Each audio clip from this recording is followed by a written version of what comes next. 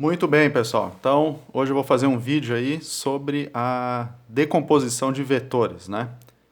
Que é um problema que a gente encontra em muitos casos da física, né? E é uma dificuldade, né? Eu lembro quando eu fiz física também não foi algo tão simples de entender desde o início. E eu vejo que alguns alunos também sofrem um pouquinho com isso no início. Mas tem um jeito aqui que a gente consegue aprender isso com facilidade, né? Então eu vou começar com um problema bem simples, que é o seguinte, um sistema de coordenadas, né? Que eu vou fazer o tradicional aqui, que a gente faz o x e o y, certo? E aqui um vetor que, como na física 1 a gente está vendo muito a parte de leis de Newton, né? Eu vou chamar esse vetor aqui de f, tá? Mas pode ser qualquer vetor, né? Isso aqui não, se você mudar a letra, continua valendo a mesma coisa. E aqui você tem um ângulo θ, né, com o eixo x, tá? Aí vem a questão, né? Como é que eu escrevo isso, esse vetor, em termos de vetores unitários, visto que ele não está nem sobre o eixo x, nem sobre o eixo y ou sobre o eixo z, mas ele está aí e tem componentes em duas direções que são x e y, né? Então você decompõe essas duas componentes. Você vai ter dois vetores e a soma deles vai dar o vetor f que você quer, né? Então o que é decompor? Decompor é projetar o vetor sobre os eixos. Então, no caso do eixo x, fica fácil você imaginar como se fosse a sombra desse vetor sobre o eixo x, né? E aí você vai ter um outro vetor aqui. Você vai ter esse vetor que eu vou chamar de fx, né? Então isso aqui é um novo vetor, tá? É a componente x desse vetor f que eu tenho aqui, tá? E para a componente y a mesma coisa. Então a gente projeta, obviamente, né, na direção y, certo? Então faço para cá, eu vou ter aqui a componente y desse vetor, né? Aqui ficou um pouco bagunçado para parecer que está sobre o eixo, né? Então isso aqui é a componente y do meu vetor, né? E o vetor f, ele vai ser a soma desses dois vetores, dessas duas componentes, né? Então tenho aqui fx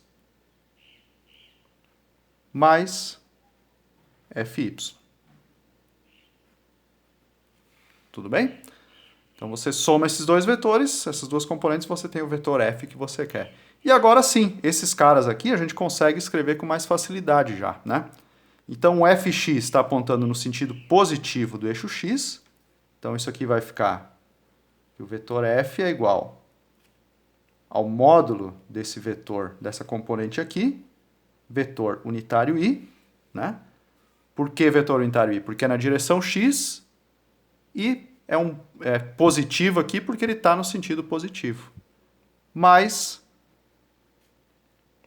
fy vetor unitário j, né?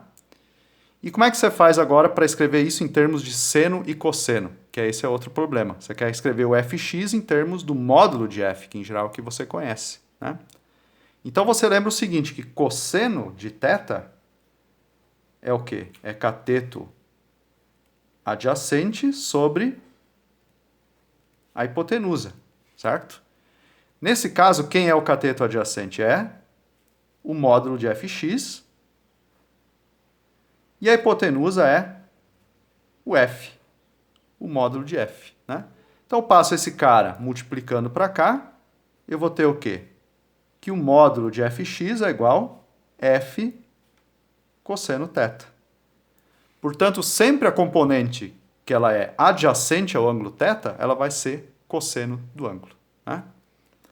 E o seno de θ? O seno de θ é cateto oposto sobre a hipotenusa, né? Cateto oposto quem é? Bom, o cateto oposto é esse pedaço aqui. Isso aqui é o cateto oposto ao ângulo θ. E ele tem o mesmo tamanho, ele é paralelo, né, à componente y do vetor f. Então isso aqui é o módulo de fy dividido por o módulo de f, né? E aí eu tenho que fy é igual f seno de θ, né? Eu passei esse cara que está dividindo, multiplicando para cá, aqui e aqui, tá certo? Agora, se você substituir essas duas coisas aqui, você vai ter que o vetor f é, então, f cosseno θ, vetor unitário i, mais f seno θ, vetor unitário j, certo? Então, lembrem que sempre a componente do vetor que é adjacente ao ângulo, que vai ser o cosseno, e a componente que não é adjacente, ou seja, é oposto, o cateto oposto ao ângulo, vai ser o seno, tá bom? Por exemplo, vocês podem fazer um exercício agora considerando que aqui você tem um ângulo alfa, né? Que o vetor f faz com y. Como é que ficaria a decomposição em termos desse ângulo alfa? Façam aí e vejam o que vocês vão obter, né? Qualquer coisa escrevam nos comentários ou me mandem mensagem, né? Como é que fica o vetor f agora decomposto em termos do vetor alfa, tá bom? Então esse é um exercício mais simples, depois eu faço outro mostrando como a gente aplica isso aqui ao problema do plano inclinado, beleza? Então, até o próximo vídeo aí.